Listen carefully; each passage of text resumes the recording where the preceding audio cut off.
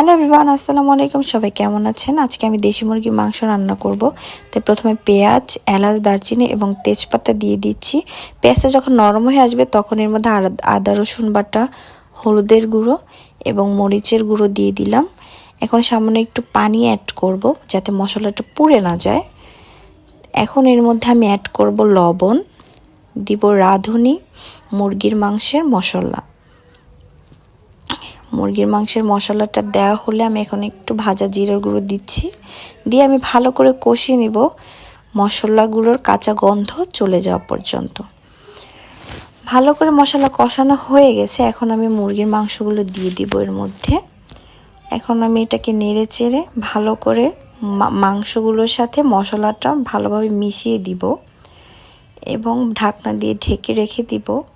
একটু পরপর আমি এটাকে নেড়ে চেড়ে উল্টে পাল্টে ভালো করে কষিয়ে নিব। কষানো হয়ে গেলে এখন আমি এর মধ্যে আলু অ্যাড করব। আলুগুলো দিয়ে আমি আরেকটু ভালো করে কষিয়ে নিব।